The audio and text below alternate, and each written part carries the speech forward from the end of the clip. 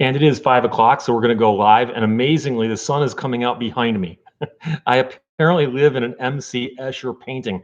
So we're going to talk about this. It happened recently. I didn't have a chance to do a full video on it, but I thought, hey, I got nothing better to do right now. Let's do a live stream. Disbarred celebrity lawyer Tom Girardi found guilty of stealing millions from his clients. The story's in the Associated Press, but it's all over the place out there. And it's one of those things. I'm a lawyer. I've been practicing law for 33 years. Every now and then you see a lawyer go down in flames and you're like, ooh, that smarts. But this one's not good. He, of course, is a celebrity lawyer. His wife was on Real Housewives of Beverly Hills, despite the fact that they lived in Pasadena. He was convicted of embezzling tens of millions of dollars from his clients, including several with severe physical injuries and families of people killed in accidents. And this is not all the legal problems he's facing. He's facing other legal problems also, including other criminal claims. So the trial lasted 13 days. It took the jury less than a day to deliberate. The jury returned a verdict guilty on all 4 counts of wire fraud. Now, DePaul asked about that and said, hey, wire fraud. I mean, seriously, this is serious, isn't it? I mean, shouldn't they have gone for more? Well, based on how much money he's accused of defrauding people of using the wires, which is different than the wires in the internet, he's facing some real time there. But he's 85 years old. 85 years old. He is the estranged husband of Erica Jane and appeared on the show The Real Housewives of Beverly Hills himself dozens of times between 2015 and 2020. And, Erica Jane, if you see him and her, you realize what's going on there. It's a business transaction, or at least it was before they got divorced. He was once among the most prominent lawyers in the nation, often representing victims of major disasters. One that made him famous, of course, was the California Pacific Gas and Electric Utility lawsuit that he helped get a $333 million settlement with, and was portrayed in the movie Erin Brockovich with Julia Roberts. And apparently, he would tell people that he and Julia were like this. Oh yeah, Julia and I. See, we sit around and we talk shop, because she's in Hollywood and I'm sort of in Hollywood too, And I wonder how she feels about that. I love the show American Greed, and they've done at least one video about Tom Girardi and his problems, and they were showing all kinds of promo clips that he had shot talking about himself and his practice. And in there, of course, he's talking about him and Julia. Yeah. She's on the set right now, but we talk. So his law empire collapsed, and he was disbarred in California in 2022 because of stealing from clients, client theft. And that's not a good thing. It's not a good thing. So California, the state, disbarred him in 2022. Former clients testified against Girardi, including a woman from Arizona whose husband was killed in a boat accident, and victims who were burned in that 2010 gas pipeline explosion in San Bruno. And if you've seen footage of that, it's one of the most horrific things that's ever been caught on film. The gas pipeline is going underneath and through the city of San Bruno, and something failed. And it caused a spontaneous explosion that was just burning out of control. And it just incinerated a bunch of homes. It severely injured a bunch of people. It killed a bunch of people. And he got involved in that, and sadly got some money in for his clients, but didn't distribute the money the way he should have. And it's a crying shame, because they interview this guy who survived that and thought, well, I'm going to go with Tom Girardi. He's a guy who gets big settlements. And Tom Girardi got a big settlement and then just skedaddled with the money. It's insane. Tom Girardi built celebrity status and lured in victims by falsely portraying himself as a champion of justice, said a U.S. attorney in a statement after the verdict. In reality, he was a Robin Hood in reverse. He stole from the poor and kept it to himself, I'm guessing. An email to his own attorneys, that is Girardi's attorneys, seeking comment on the conviction was not immediately answered. During trial, defense lawyers tried to shift the blame to the firm's chief financial officer, who is charged separately and has pleaded not guilty. They portrayed Girardi as a mere figurehead in recent years with a valuable name. And that's true. He probably did have a valuable name, but you can't say that, when he's telling people hey, I can't give you your money yet, or we haven't got your money yet, when they have gotten it. You can't say, oh, that's this other guy's fault. So here's the thing. I've settled a lot of cases. And the one thing I'm intimately aware of is when the money comes in and when I can pay my client, because I can't pay myself until I pay my client. And my clients are often waiting for the money to come in so they can do something with it. Like if you get a car bought back by a manufacturer and you get that money back, you might want to go buy another car. So I've had clients tell me, Steve, the second that money comes in, I need to know. And so I'll walk them through the process and say, okay, the money comes in, I got to put it in this account here, and here's how we disperse the funds, blah, blah, blah. And we go through all that. But this notion that like, oh, the check's not in yet, or he did tell some people that the money came in, but for your own good, I'm going to hang on to it for a little while. And then I'm going to disperse small amounts to keep you from misusing it. Meanwhile, he's misusing it. Prosecutors played jurors' voicemails in which Girardi gave a litany of false reasons why money that a court awarded could not be paid, including tax and debt obligations and judge authorizations. I give you the money if I could, but the judge won't let me. He frequently told them, don't be mad at me. And that is such a childish thing to do. If you're an attorney or a professional and you're speaking to a client and your client is upset, you don't go, don't get mad at me. The only time I'd ever even consider doing that is if my client was in court and saw a judge say something, and then the client starts yelling at me out in the hallway. I'd say, you understand the judge did that, not me, right? But I still wouldn't say, don't get mad at me. But he apparently said, don't be mad at me to a bunch of clients when they were asking, hey, where is all my money? Where is all my money? His attorneys also argued he wasn't competent to stand trial because he'd been diagnosed with Alzheimer's, which was one of those things. Now, just because things happen in order doesn't mean they cause each other. That's one thing. And just because something happens and it looks like it could be faked or not, the idea that someone just happened to get this disease and have it kick in at that level just when they're charged with a crime, that doesn't prove it's fake. It very well could have just happened that way, right? But issues with his memory had led another court to put him in a conservatorship under his brother. But keep in mind the standard for being able to participate in a trial where you are on trial. The standard's not that high. I'm glad they did this. Prosecutors contended that he was exaggerating his symptoms, and a judge ruled that he was competent for trial. Now, he could get as much as 80 years in prison. 80 years in prison. So here's the cool thing. He's 85 years old. So he can think back when he's 5 years old and go, okay, that length of time, I got that ahead of me in prison. This is sad. And I'm not laughing because of what's happened here. It's very, very sad what happened to these people.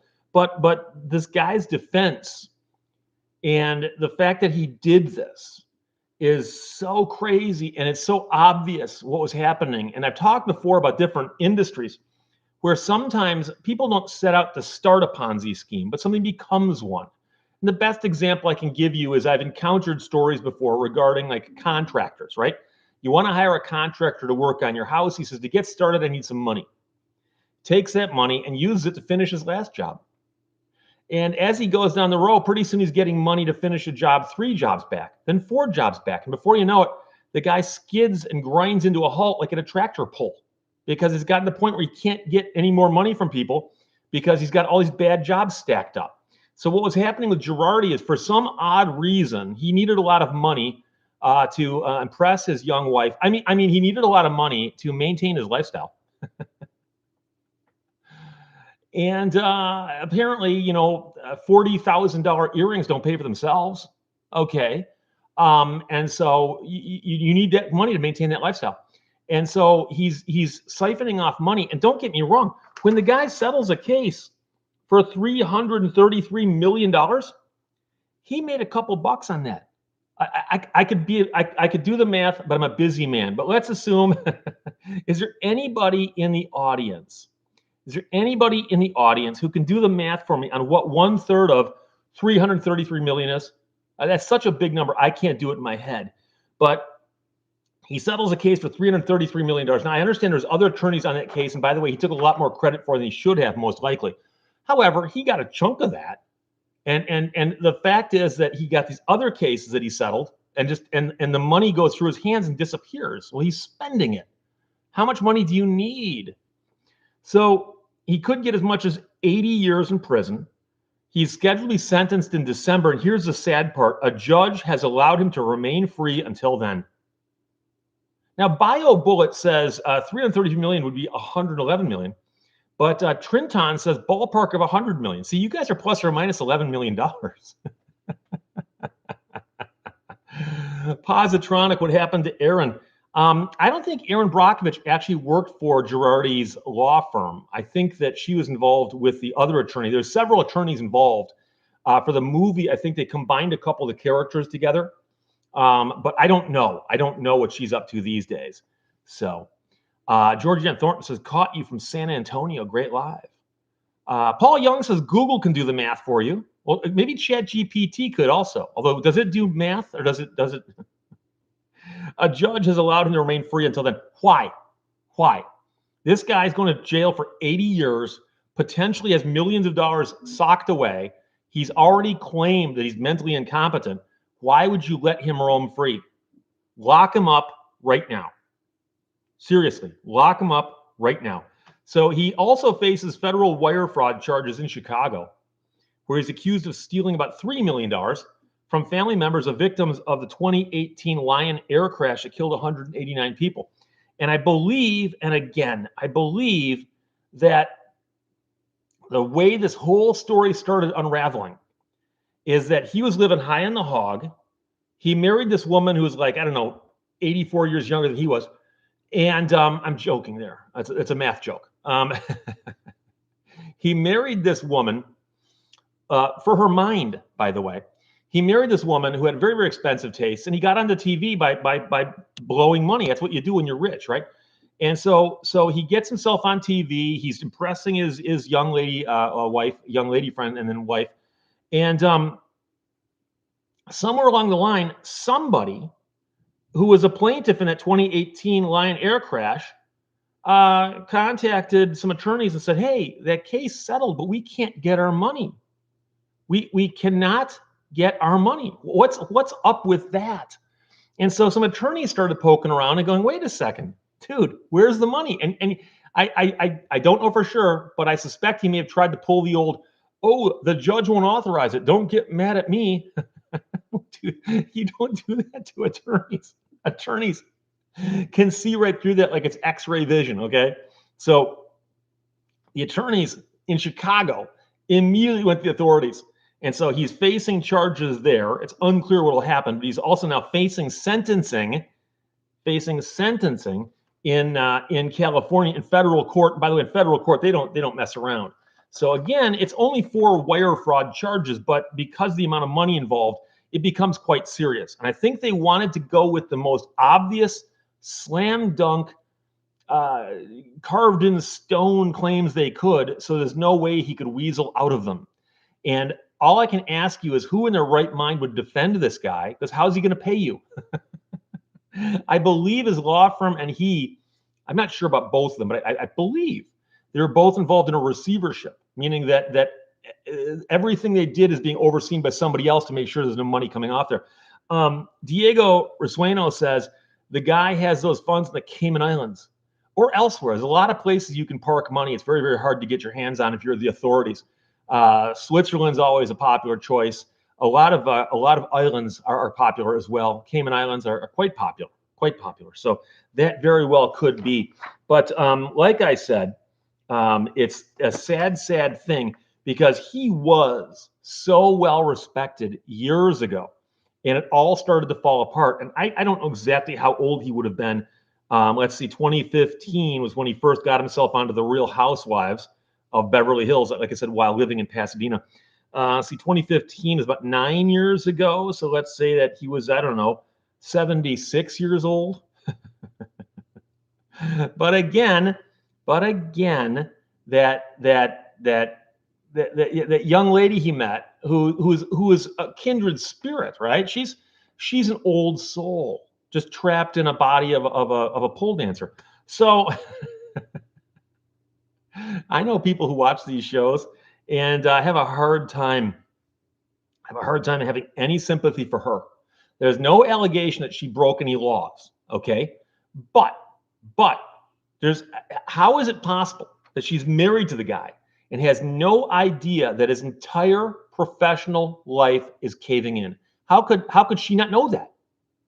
And so, because remember, they do have these you know remember, it's a real marriage, right? They confide in each other. He completes her, she completes him. Okay, she knows everything going on in his life. He knows everything going on in her life, but she's got no idea that he's stealing money from all these clients.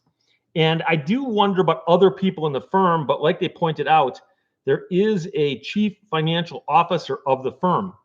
And I wouldn't want to be that guy. Again, I don't know what he did, if anything. But keep in mind the basic transaction, okay? The basic transaction is I settle a lawsuit where I negotiate with a defense counsel and I say, how much are you willing to pay? And they throw a number at us. I call up my client, go, hey, they're willing to pay this. Are you willing to accept that to settle the case? If so, yes, we have a settlement. Documents get exchanged back and forth. We agree to dismiss the case, blah, blah, blah, blah, blah. We submit things to the court saying it's been dismissed. And the other side cuts a check and mails the check. And the check is usually, at least in Michigan, made up to me and my client.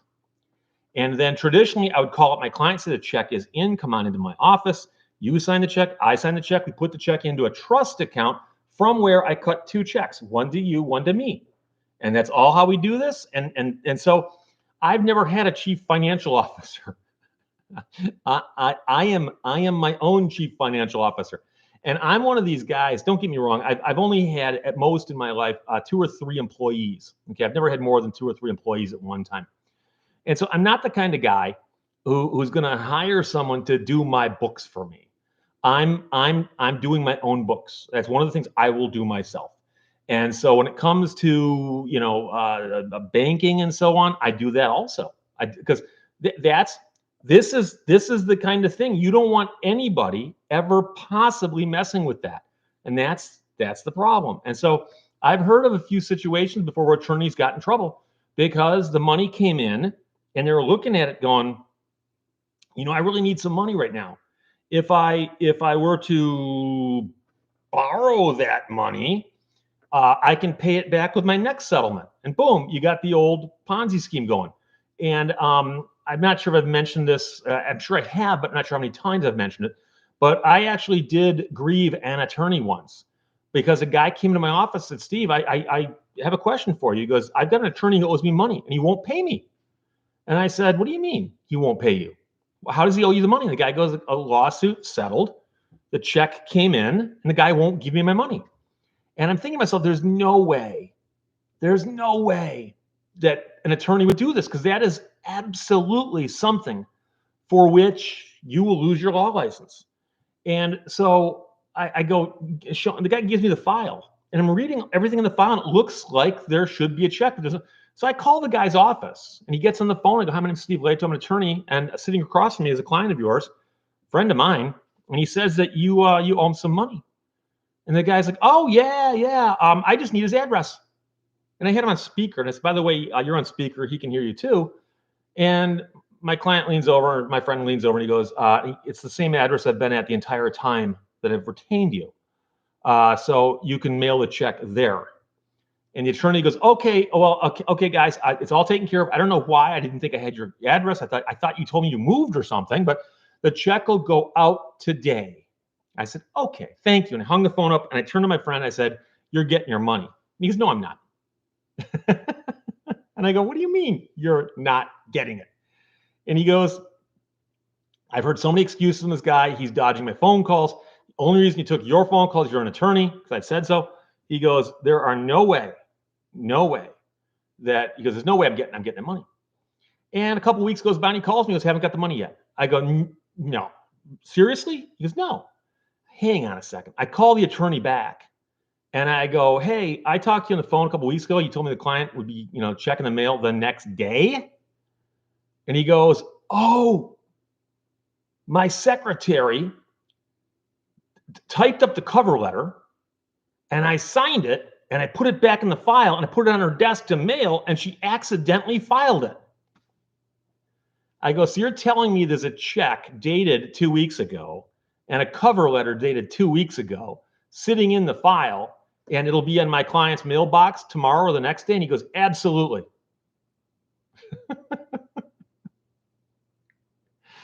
My client comes into my office again. Now he's beside himself. And he goes, Steve, what do we do? And I said, you know what you should do? I go, you need to grieve this guy. File a grievance. So he filed a request for investigation with the State Bar Attorney Grievance Commission. And the second he filed that, the check suddenly appeared. And the guy called my client, and then he called me. And he goes, hey, can you withdraw that request for investigation? And I said, number one, no, I can't, because I didn't file it. My client did. I go, number two, I'm going to recommend that he not file or withdraw it. He goes, what do you mean? I paid him. I go, dude, you lied to me and you know it. And he goes, you can't prove that. And I said, okay, fine. But let's see what the Attorney Grievance Commission thinks of this when it gets in front of them. And I had to testify. They actually subpoenaed me, made me come into Ann Arbor and sit across from this guy and get cross-examined by his fancy pants attorney, who actually tried to say, so you don't know what my client looks like. For all you know, somebody else on the phone. I'm like, I don't know. I called the guy's phone number off his letterhead right here and asked for him. And his secretary put a man on the phone that sounds like him because I've heard him speaking now. I'm pretty sure it was him, but you don't know that for sure, do you? I said, well, if you want to check phone records, maybe I can show you that I called and spoke to him for 5 or 10 minutes, several different occasions. And then stupidly, when he did cough up the check was dated the day of the request for investigation being filed. I go, so, anyway, long story short, he got suspended for 3 years and he never returned to the practice of law. He actually realized that he should be done, never even attempted to do it, and he's out. So Sunshine Production says commingling of funds is what other Real Housewives' husband got disbarred by. Yeah, that's another problem. You have to have a separate account that the client funds go into. It's a trust account. In Michigan, it's called an IOLTA, an interest-only lawyer's trust account. And you can't put your own money in with the client money. Now, if a check goes in that belongs to both of you, you can do that and split it on the way out.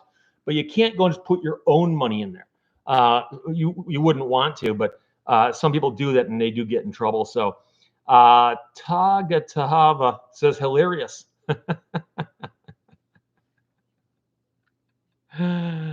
Gina Maria Italiana, hello, go Bucks. Strata, good day, Steve. Hope all is well. Here for a little bit, then heading out. Johnny Knoxville in the house. Ohio State hasn't beaten Michigan in 1,750 days. I'm on Facebook with a couple of people I follow who post the memes about how many days it's been since Ohio State beat Michigan.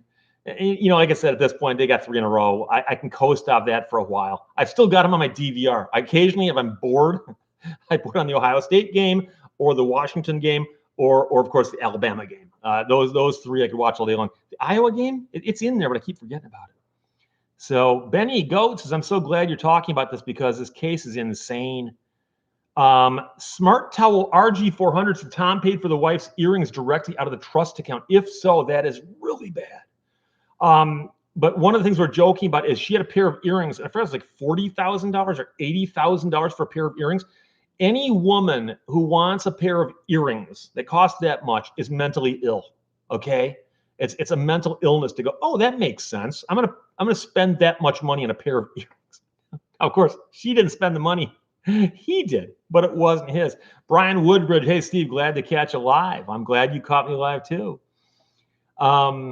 Team Manat says it is never good to be responsible for holding other people's money, but some jobs require it. And you just got to make sure that somebody's in charge who is honest and competent, because heaven forbid you even make a mistake, a slight mistake.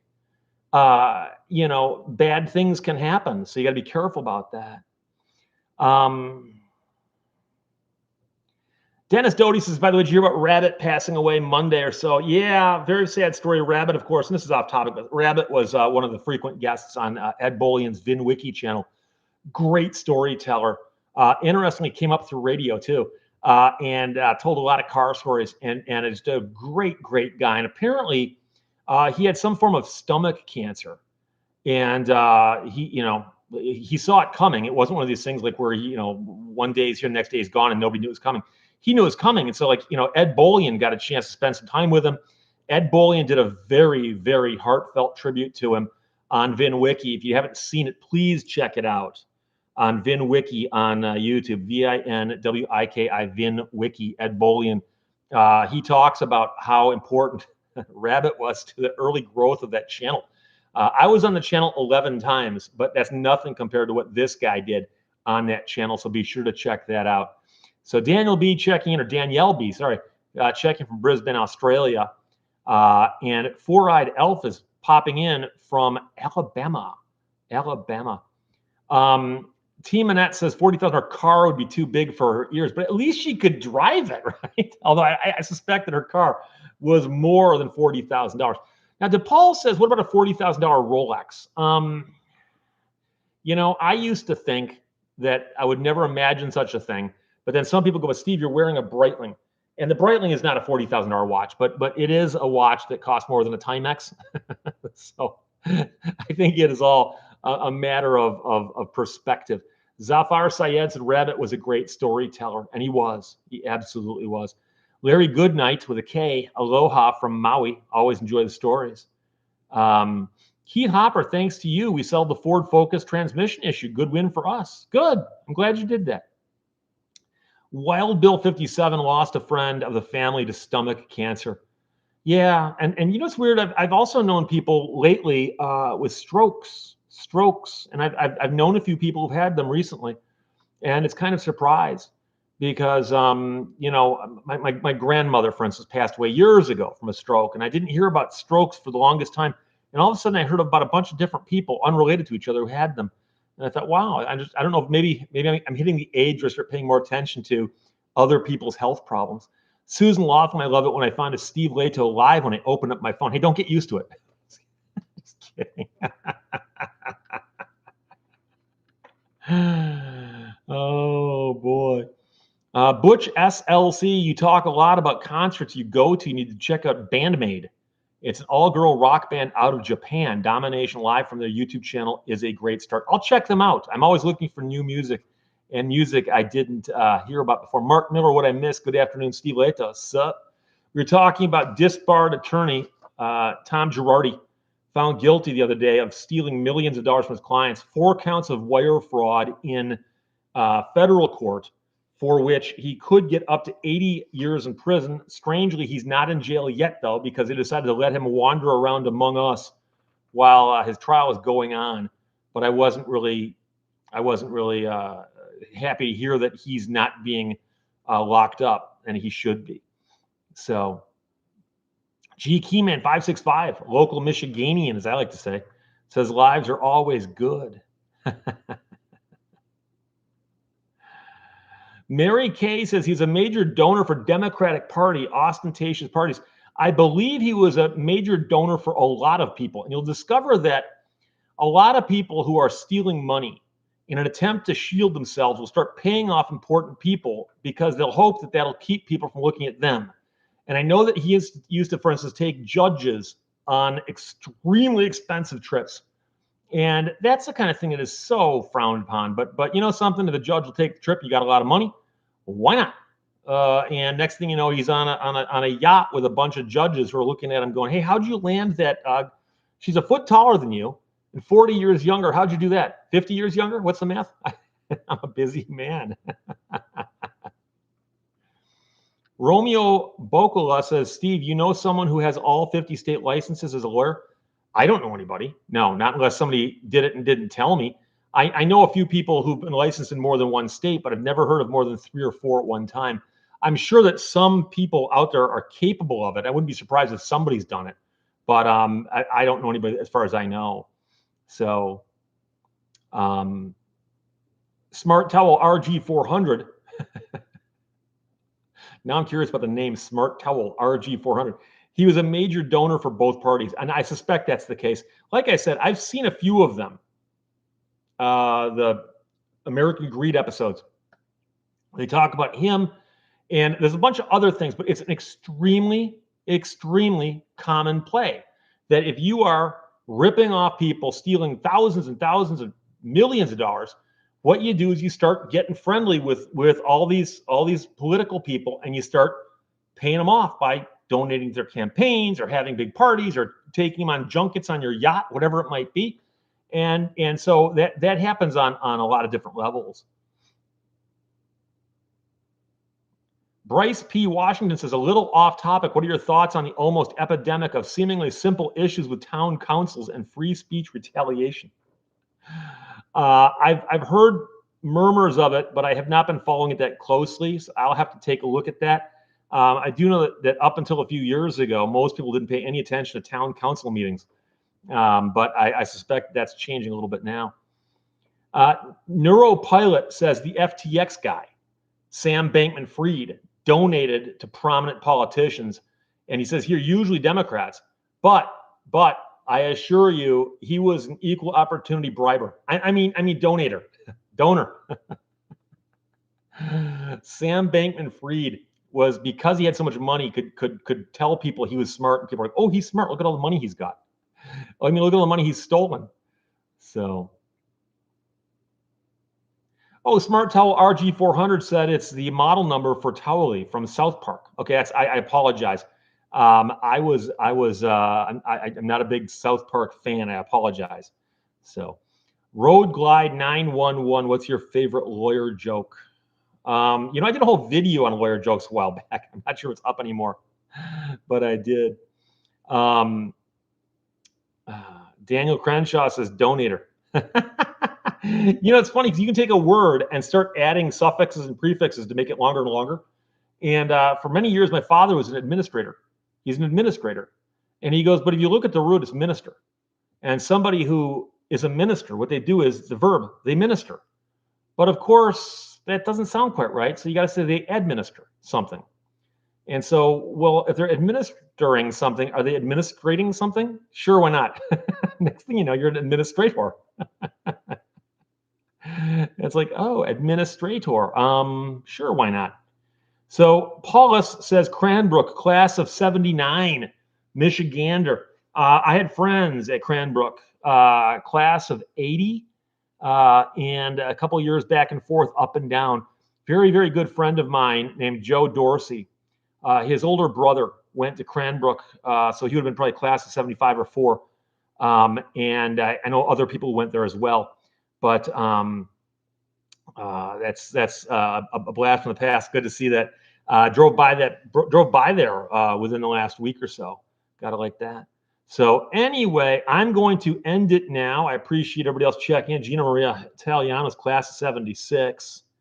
Bart Sanders, administrationer.